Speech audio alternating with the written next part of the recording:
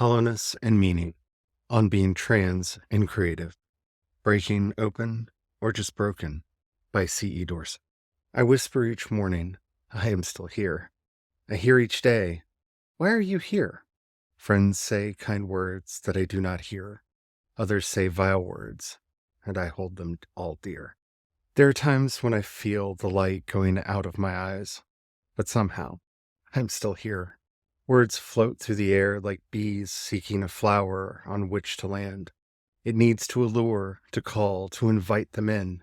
If the conditions aren't right, they fly away. Where do they go? Do they travel over the horizon seeking another place to land?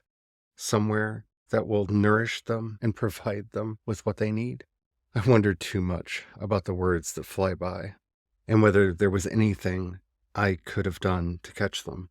If I caught them, would I imprison them or give them a wonderful home? I like to think it would be the latter, but there's no way to know for sure. Nothing can ever really be known for sure. Certainty is a trap. It is a gilded cage encrusted with gems, but it is a trap all the same. Certainty is a lie. It is a pleasant-smelling, suffocating gas, lulling us to be comfortable as it silently chokes the life out of us. First, it dulls us to the ideas, ideals, dreams, hopes, and fears of others, before it takes away our sensitivity to our own.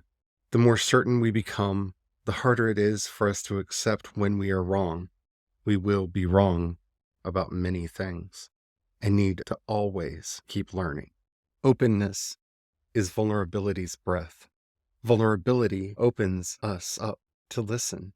Openness invites us to greater depths. This invitation is heard by all, and if traveled not lightly, beckons foes who long for our deaths. On being vulnerable with the target on our chest.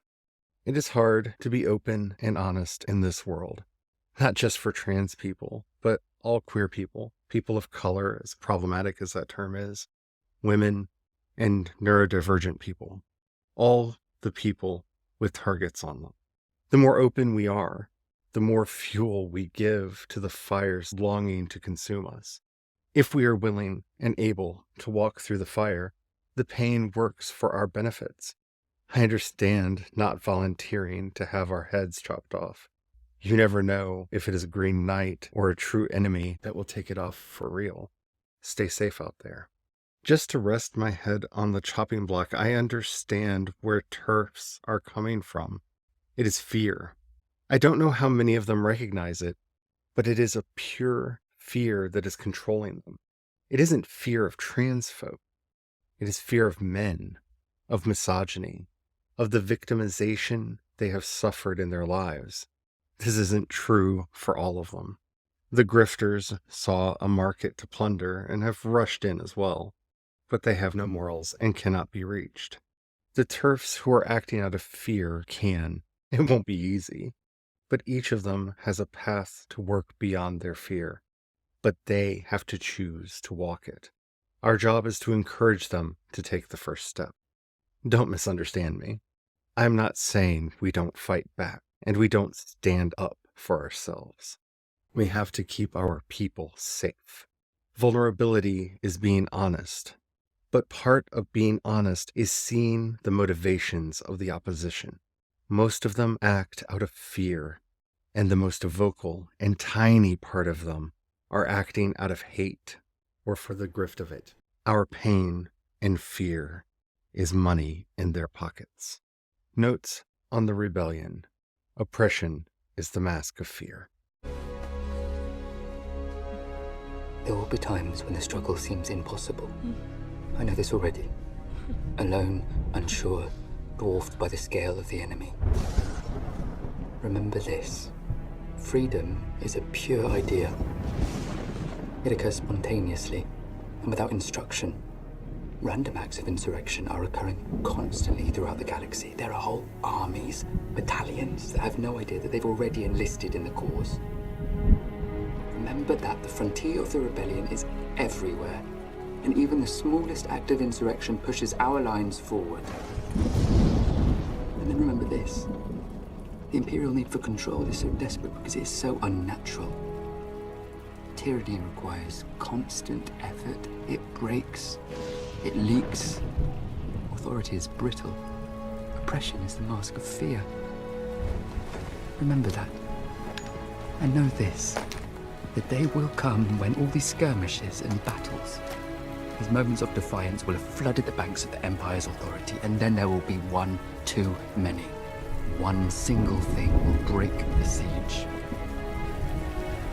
Remember this. Try. Karis Nemec, Andor, Season 1, Episode 12, Rix Road. Existing in the world as a trans person is an act of insurrection. It is an attack on the patriarchy. It challenges the power of cis heterosexual white hegemony. They define all of their identities as pairs of opposites. If those opposites don't stand, all their definitions fall apart. Foundational to all of this are the patriarchal definitions of male and female.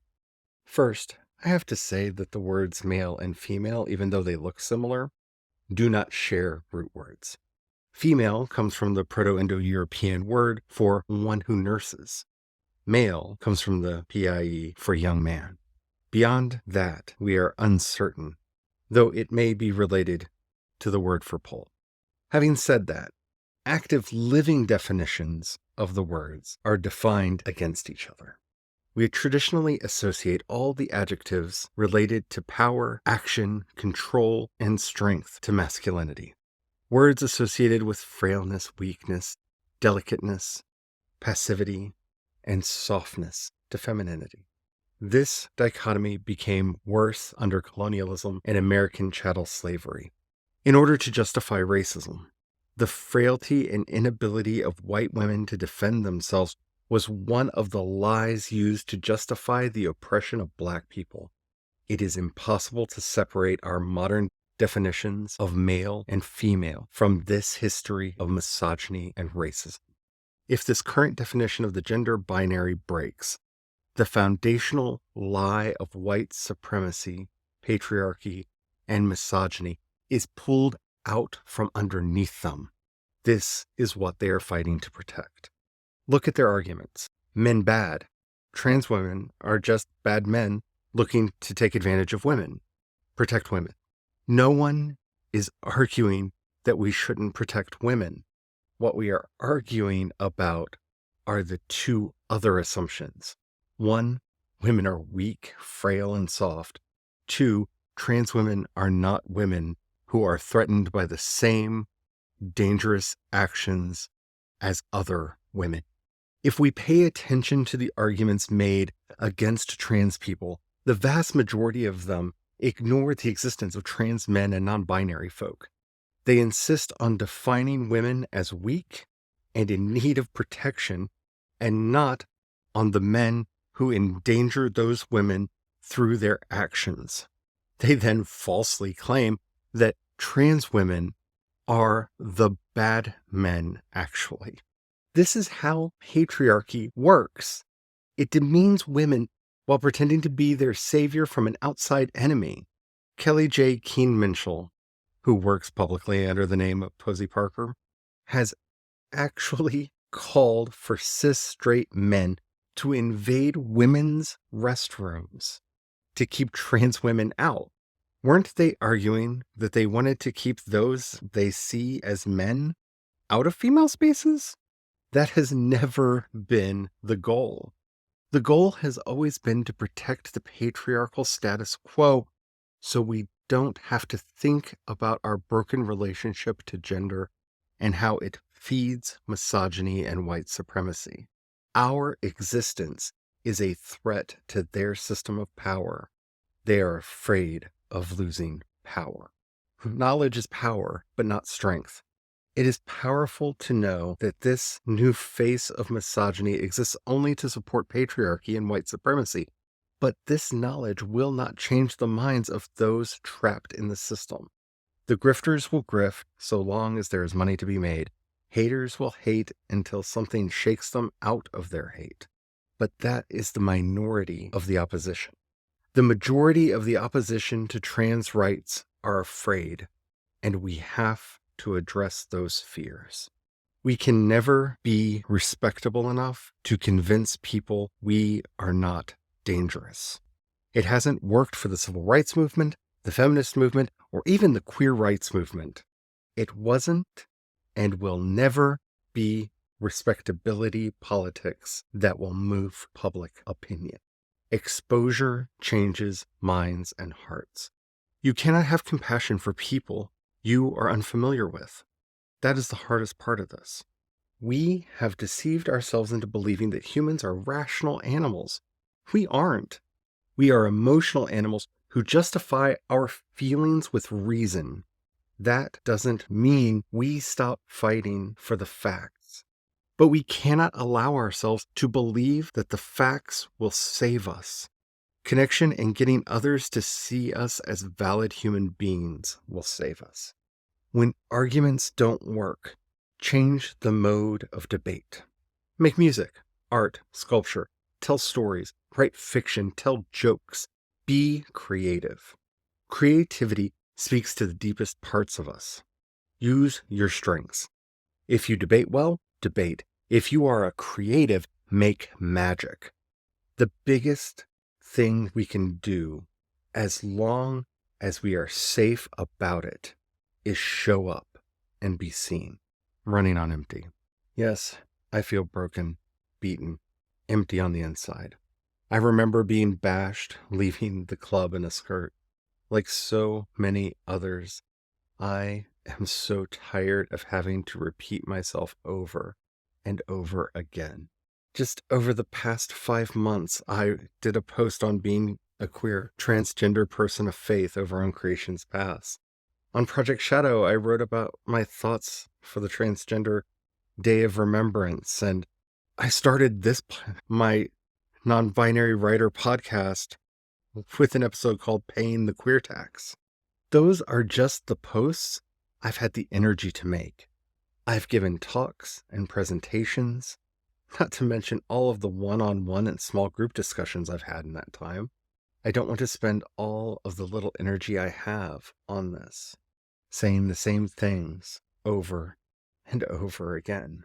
I'm empty, hollow. That is why so many of us are so tired of engaging with people in order to justify our right to exist. The beauty of hollowness.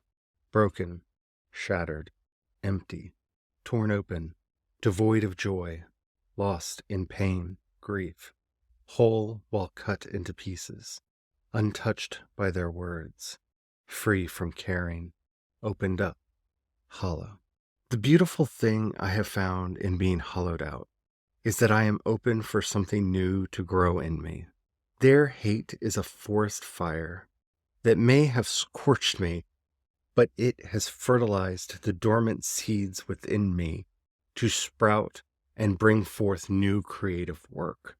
It isn't easy to create after or during devastation, but old things must be torn down for the new to take their place.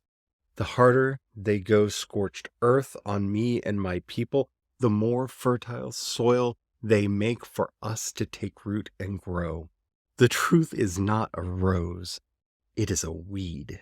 It takes advantage of any opening it can find to spread and grow. Once it is introduced, it is impossible to eradicate. Be creative, my siblings, sisters, and brothers. Stay safe, and know that it's okay to take a break from the battlefield. We will hold the front until you're ready to come back.